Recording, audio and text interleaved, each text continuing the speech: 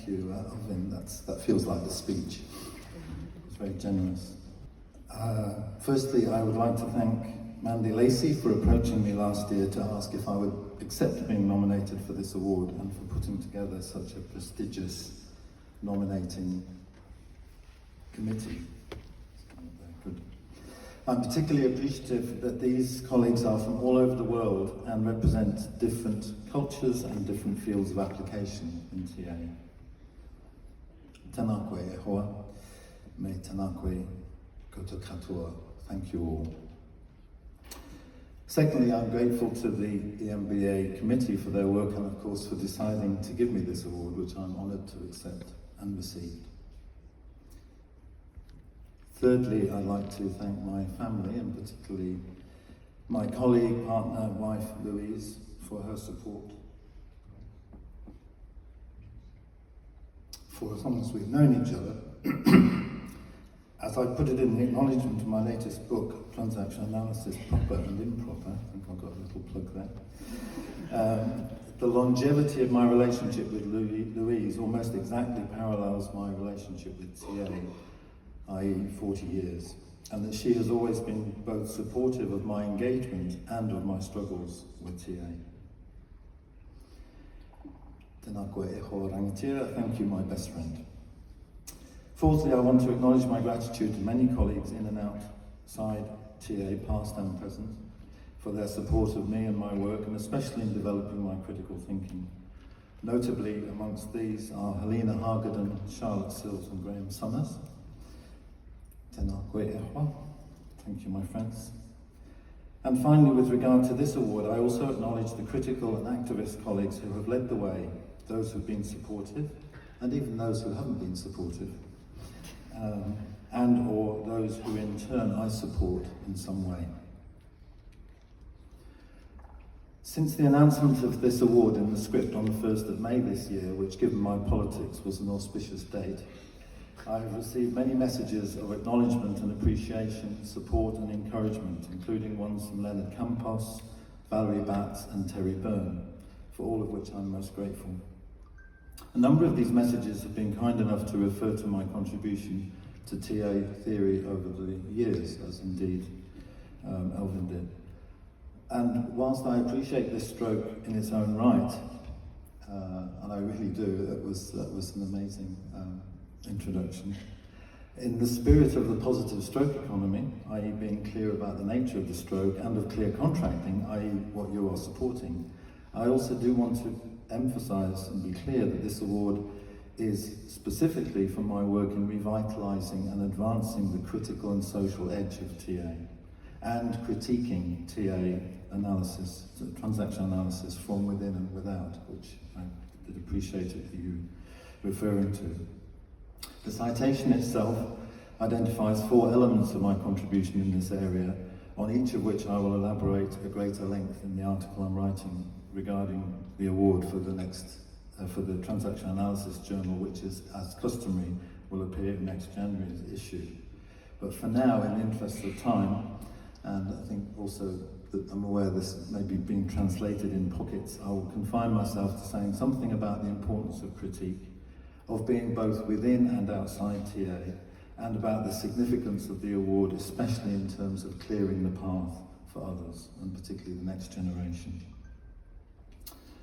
The importance of critique. Transaction analysis was born out of critique, specifically of psychoanalysis, and while Byrne himself was socially conservative, politically liberal, and theoretically mixed, and in some respects even reactionary, for example, his views on homosexuality, in his practice he was critical and radical. Examples of this include his Martian approach, his introduction of staff-patient-staff conferences, as Bill reminded us this morning, his advocacy and use of bilateral contracts and open communication, his view of cure and his insistence on the use of accessible language. He also appreciated independent thinkers and supported others to challenge traditional systems and ways of doing things, for example, Jackie Schiff and Claude Steiner. As Pearl Drago puts it, Byrne, quotes, attracted followers from various disciplines who dared to challenge systems and design radical alternatives. To be critical is not simply desirable, it's necessary. We need to be critical to stay alive, in order to be able to discriminate between friend and foe, and beyond that to be aspirational and to venture beyond any given horizon. We also need to be critical in order to be transactional analysts, not least in being able to account for meta-perspectives and complexity. This isn't personal to me or optional for us. Indeed, there are several references to criticality in both international certification and examination handbooks. Burns' own critical edge may be seen in the following quotation. Writing about the social dynamics of games, he states that theories of internal individual psychodynamics have so far not been able to solve satisfactorily the problems of human relationships. There are transactional situations which call for a theory of social dynamics that cannot be derived from consideration of individual motivations or individual motivations alone. We can see a social and even a political edge in Burns' work. His establishment in 1956 of the San Francisco Social Psychiatry Seminars, and his reference in 1961 to his book, Transactional Analysis and Psychotherapy as a Systematic and Social Psychiatry, and his reference in 1969 to the fact that he viewed TA as, quotes, sufficiently well established to undertake one or even two crusades, or rather that the editor feels that he can take it upon himself to do so. He went on to suggest crusades against infant mortality, war and oppressive governance, what he summarised as the 4 horsemen of the apocalypse, that is war, pestilence, famine and death. While I wouldn't use the word crusade to describe such challenges, I agree with Burns' vision and exhortation that transactional analyst and TA itself could and should be impacting on the social world. It is also clear from these statements that transactional analysts do or would not support war, invasion, genocide, oppressive governments, pestilence, disease, famine, or unnecessary death. And therefore, that any transactional analysts that do support these apocalyptic acts need to make the case why they do so, and or withdraw from TA while they do so. I say this as TA is a project that is grounded in the Western Enlightenment and humanistic tradition, and in order to challenge notions of neutrality, whether with regard to culture, gender identity and queer theory, to normativity, or to organisations, and to challenge bystanding. As Byrne himself puts it in 1947, psychiatrists, even more than physicists, should and must concern themselves with political affairs. Others have also linked TA and politics. Nearly 20 years ago, Bill, who I'm pretty sure is here somewhere, reflected on the fact that the work we do, quote, the work we do is fundamentally social and political, and indeed went further, asserting that we have no right to do the work of influencing the course of people's lives if we detach ourselves from the political, cultural and economic realities in which they struggle to develop and thrive. So when I say, Ja Pitre Timoyo Ukraine, I stand with Ukraine, Ana Atadan Ma Ashaba al-Filistine fi Nada li Himin Alaja Adala Wahuruya Yua Wahuk Kuk al-Insan. I stand in solidarity with the Palestinian people in their pursuit of justice, freedom and human rights. And Podu Rashavam Studentske I Graduate Studentske Proteste I Subi, and apologies for my pronunciation. I am standing with student civil protests in Serbia. I am virtue signalling. That is, I am signalling TA values and virtues.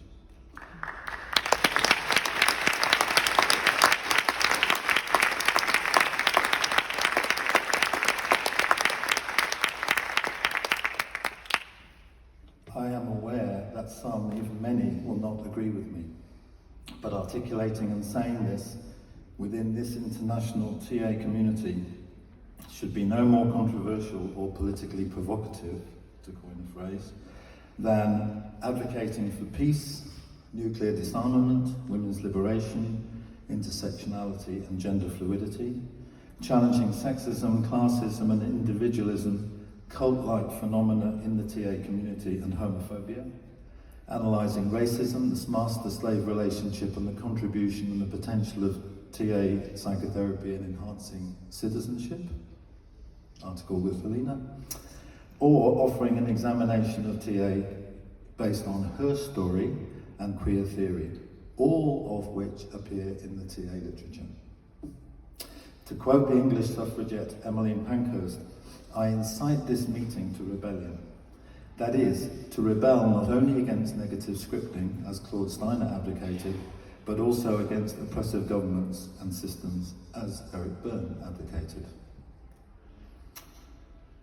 And so to being outside and inside, outside within and without.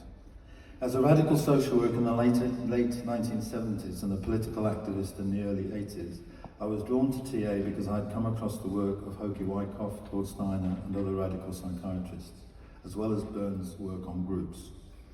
However, while for the most part I appreciated my training and felt supported in my politics by my early trainers, supervisors and therapists, including Maria Gilbert, Brian Dobson, Sue Fish and Patricia Clarkson, they themselves were not overtly political and certainly didn't present TA as political. For instance, while radical psychiatry had been recognised by a school of TA, by Wilson and Kalina, Willems and Brown, Steve Cartman, and later by myself and Robin Hobbs, my training in the mid-80s to early 90s was pretty conservative and referred only to 3 schools or traditions. And thus I had to supplement my somewhat traditional training with reading outside the curriculum, a strategy I know current activists who are studying TA still adopt. Some of you will be more familiar with work of mine that has critiqued TA from within. Many of you will know that I have 2 professional homes and identities. One, transaction analysis, rather like Bill was saying, my sort of base community, but the other, person-centered psychology, both linked, as far as I'm concerned, by being branches of humanistic psychology. I mention this as I think that part of one's ability to be critical is to be or to be able to step outside something in order to see it from a different perspective. This other perspective could be informed by critical theory or meta-theory, politics, culture, identity, spirituality, and so on. And thus I have considered aspects of TA from without, including the following. The significance of the award in closing. For me, this year is one of anniversaries. It's 40 years since I did my first TA 101 at the Metanoia Institute in London. In January, I had my 25th article published in the TAJ, and I think all of them have been edited by Robin. So many thanks to you. And in February, I turned 70. As I enter my 8th decade of life and 5th decade in TA, I'm not only looking back at my successes and failures, but also to supporting the next generations by clearing the path. And to paraphrase Bob Dylan, to get out of the new road if I can't lend my hand. Part of revitalising the critical and social edge of TA has involved me in reading the literature, rediscovering our critical legacy, including our socially minded ancestors, one of which is Pascal Boat, I think that's how you pronounce his name, a former monk, US Navy veteran and psychologist, who wrote, "When transactional analysts propose intimacy, autonomy and spontaneity as the most desirable personal qualities, we reveal a blindness to the oppressive conditions and personal alienation that prevent the great majority of the human race from having the slightest opportunity to achieve these goals. We ignore the political consequences of theory and practice." He wrote that in 1979. Pascal's work, though little known in TA, is part of the critical tradition that has sustained me over the years, and at 95, Pascal is still contributing to the field of conflict resolution. So maybe while my hands are still going, I may have some longevity yet. I'd like to think that my generation and the next generation of trainers, or I prefer educators, Co-create learning environments in which trainees A, are and feel okay and are protected by the terms and conditions of the training standards set out by our international associations. B, are encouraged to think for themselves. And C, can redecide or change their minds. This isn't fancy educational theory or rocket science. It's not complex. It's transaction analysis in action. Unfortunately, I know that this is not always the case, and that we as a community face many challenges, including the differential application and in some cases ignoring of agreed training standards, the infantilization of adult students, a lack of criticality and much more.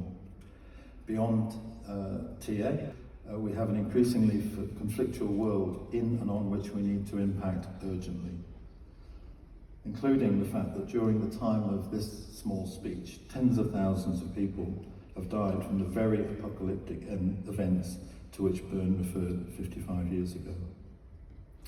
So as I'm honoured for my critical thinking, I want to accept this award also on behalf of those who for various reasons don't find it easy to be critical, Martian, free or independent thinkers and practitioners, as well as those who also for various reasons find it difficult to foster and support such thinking in others.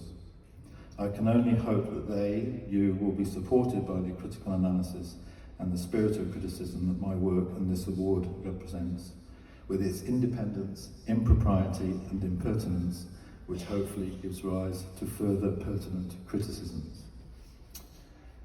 Although I am a privileged cisgendered white man, perhaps pale and male, but not stale, I think it's significant that I'm only the fourth person living outside North America and Europe to receive this award, and the first New Zealander. And this award may also hold the possibility that there is more to come from the global South and East. One of the joys in my life is singing. Every Wednesday evening for the past 9 years I have sung in a Ropu Waiata, a singing group or choir, at my university, Auckland University of Technology.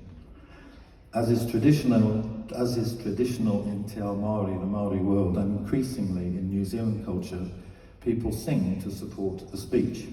When my colleagues at the university heard about this award, they offered to sing a waiata, which was composed by a member of the Ropu, Dr. Valence Smith, not only to support me, but as Valence said, very particularly as a gift to you, colleagues, friends, and comrades. Thank you.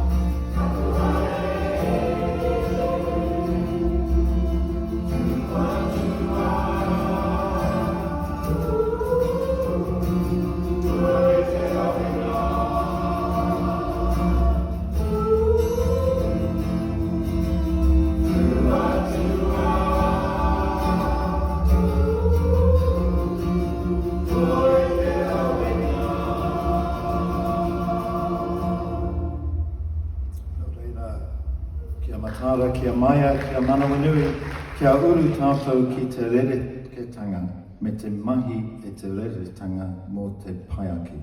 Let us stay awake, be courageous and resilient.